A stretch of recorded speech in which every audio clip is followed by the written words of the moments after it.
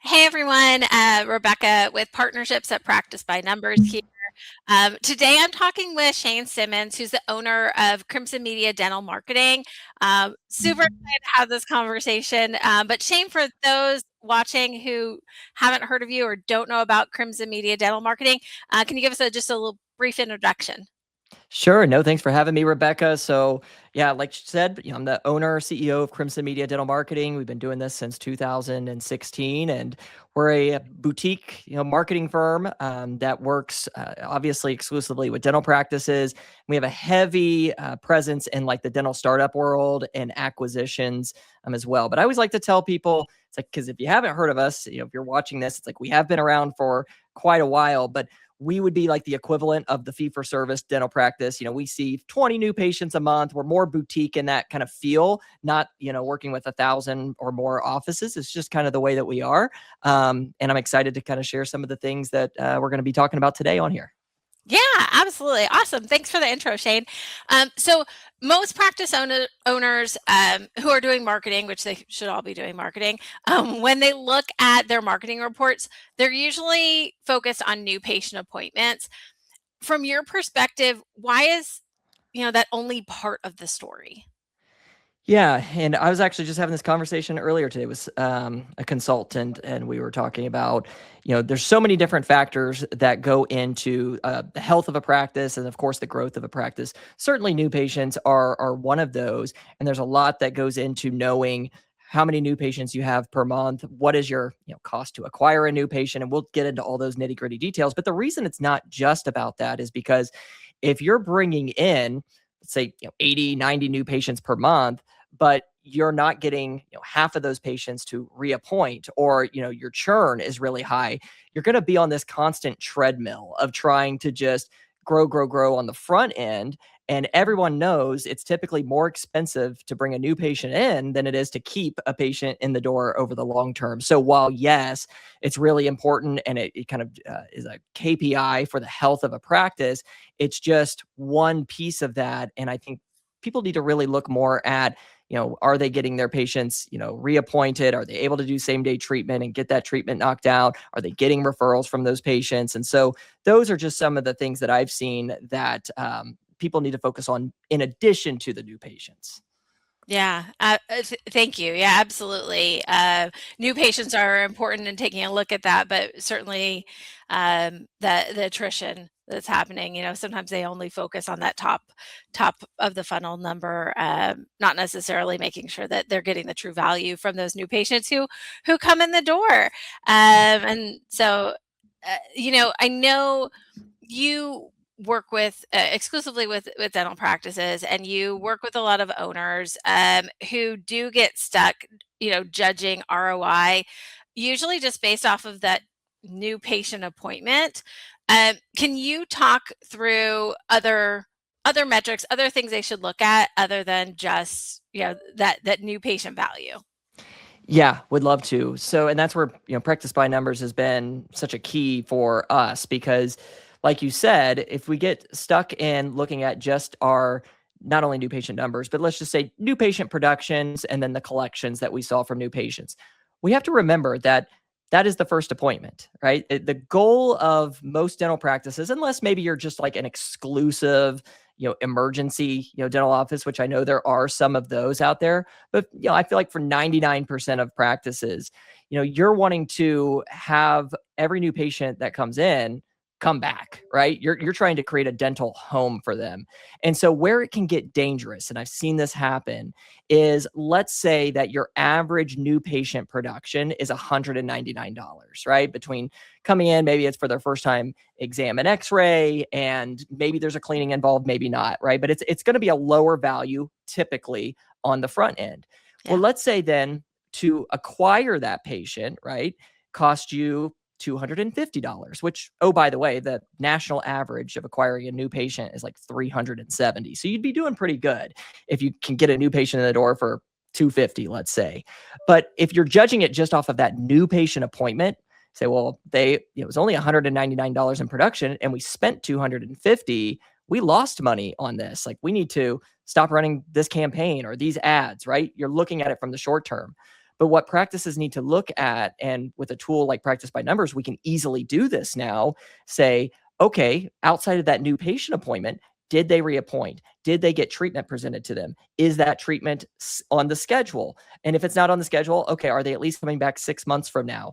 So the way that we like to do it at Crimson Media is not just look at the new patient appointment, but look at it from an annual perspective, right? So, okay, every 12 months, what is our average new patient that we bring into the practice spending in the practice? And I can tell you that that's typically on, for most of our general dentists, somewhere between $1,500 and $2,000 a year. So now looking at it through that lens, it costs us $250 to get that new patient in the door. But we know on average that patient's going to spend $1,700, $2,000 annually, and that's just in that 1 year. Now, all of a sudden, the ROI looks amazing, right? So the goal there is to not just look at that new patient window and that new patient production, but looking at the big picture of what that patient is going to spend in the practice. And you can get that data just off of your, historical patients that have come through the door as well. Yeah, no, that's such a great point, Shane, because, a lot of the times there's just not practices and traditional marketing companies just aren't utilizing that type of reporting, that level of tool, to be able to really see, okay, hey, yeah, this patient came in January, but we're not just counting the January production and collection. With that patient, let's talk about all the other factors involved. So thank you for really lining it out. I love talking to you. Your expertise is just awesome. And a new patient appointment, it really is just that starting point, right? It's not that outcome. Those new patients often haven't been into a practice in a while. Maybe they're coming in because they're in pain, or maybe they're coming in because they are new to the area, or they just have neglected their oral health. And so a lot of the times you're really going to be able to help patients, not only with that first initial visit, but with subsequent recommended treatment and getting that treatment done. And not all patients are equal. So yeah. And that's a good point too. I would just to comment on that when you said, not all new patients are equal. I think that's a great point too, because, and it goes again to the law of kind of averages and having enough data. And right before this conversation, we were talking about you got kids in college right now, and I remember in college taking several like research method courses, and one of the things they always talked about is you had to have a big enough sample size to be able to accurately determine whether or not the numbers could be well represented, right? And so I think that is the key there, where it's not all new patients are equal, because yes, maybe you have 10, 15, 20% of your patients who come in, maybe they're in great dental, oral health, and they're just needing cleanings, and that's it. And if you're looking at those patients and thinking, well, they're not really valuable, quote unquote, valuable in the short term to the practice, you could really make some decisions that could hurt the practice long term. Because what if the other 80% of those patients, have on average $3,000, worth of work that they're going to be committing to over the next 12 months.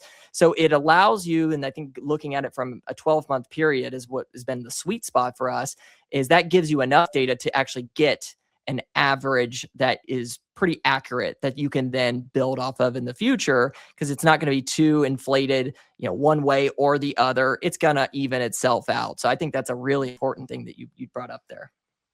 Awesome. Well, I want to pick your brain a little bit more. So let's talk about the blind spots. Like, what are most marketing reports missing? You've kind of alluded to like the retention, right? Making sure those and different behaviors in the office and different behaviors of that patient too. But are there other things that you want to highlight that most other marketing reports are missing? Yeah, I think just living in this world for the last decade, I felt this pain point often, and I think it comes down a lot of times in traditional marketing, and especially for non specific like dental companies. That's why I really value like niche companies, marketing companies that just work with dental practices, because you got to understand how the practice works, have to have an understanding of how insurance works. And then, of course, just like what we talked about a minute ago, new patients, new patient production, annual production, so on and so forth. And so I think traditionally dental marketing has been, hey, let's look at your keyword rankings, right? Your SEO. How many keywords are you showing up for, or are you not showing up for? Which drives me nuts too, because you could get somebody saying, hey, you're not ranking for 15 of these keywords, and then you look into those 15 keywords and it's like people aren't even actually searching those keywords, right? Or the other side of it is the marketing companies like, hey, you're ranking for these 20 keywords, like you're ranking number 2 for it. And it could be something so obscure like, can I eat an apple after getting a dental crown? It's like, okay, like nobody who's looking for a dentist is going to find you through searching that. So I think trying to measure stats that aren't relevant to growth has been the biggest challenge. Certainly keywords is one of those. The other one too, and I'll say, we track this and it's, I think, important, but it's only part of the story.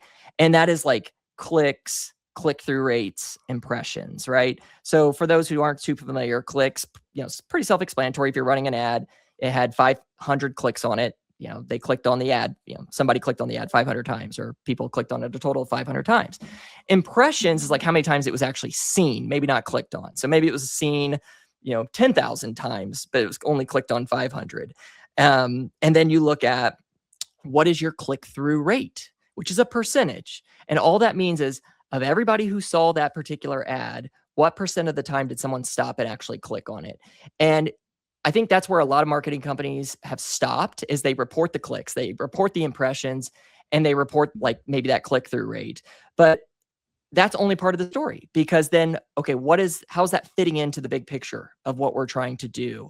Is it resulting in, patients requesting to schedule, or at least is it getting them to engage with the practice, maybe watch a video or go to the website? And then what happens after that? How are we staying in front of those patients, right? So I think that those are really important, and we certainly talk about those to our clients and the importance of it. But at the end of the day, it's tied back to the bigger strategy, which is, here's why all these people seeing this ad is important. And all these people who clicked on it, this is the next ad that they're going to see, right? And then after they click on that ad, they're going to see this next one. And we're starting to build this relationship in the community. And with the proper tracking and using a practice by number software, we then have that tracking tied together, so we can see, okay, in the long term, how many of our new patients, ended up coming from, our social media ad campaign or our Google campaign, and then attribute it back to that. Yeah. So that's, I think, where people have stopped in the past, and it's just, it's only half the story. Right. And for dentists who haven't worked with, Crimson Media or such a boutique dental marketing company as yourselves, like they don't even know that these are things that they need to pay attention to. Like they're only used to seeing that click-through rate. So thanks for explaining it and helping our audience understand a little bit more about what Crimson Media does. One of the things I do appreciate about you and Crimson Media Group's approach to marketing is that it never, leads are only a part of it, right? Like it's never just about the leads. Can you walk through how you think about like the full funnel? Mm-hmm. Yeah, I would love to. So this is what we call the Crimson Media relationship-based marketing approach. And so at the very top of the funnel, we would put like social media ads, right? So traffic that comes from our social media ads. And when I say social media, I'm pretty much specifically talking about Instagram and Facebook. So with those, the way that I like to explain it is we're just putting out something about the practice, right? It's got to be an actual video of the doctor or the team, actual photo. That's a whole other thing, but we use, custom photography and videography. We don't use, stock photos, but it's something around kind of like, hey, here's a little bit about who we are and what, you can expect when you're a patient at our practice, right? And that's ran as a paid ad in the community, targeting, your city, 10-mile radius, whatever it is where your patients are. And that is what's called interruptive marketing, right? So if somebody's just, think about it. If you scroll through Facebook or you scroll through Instagram and you see however many posts and however many ads, but if you stop on one and maybe you click on it because you're like, oh, this looks interesting, right? This is a local, dental practice and, people are saying great things about it. Let me click on it. You may not be, and likely you're not ready to schedule a dental appointment at that second, right? But something got your attention. You mean at like 1 o'clock in the morning when I'm doom scrolling in bed because Yes. I can't go to sleep. I don't want to schedule an appointment right then. Yeah, you're not gonna pick up the phone and call or whatever. Yeah. Even so, you're just getting introduced to it, right? I say it's like Right. dating, right? It's like at that Yeah. point, it's kind of like getting to know.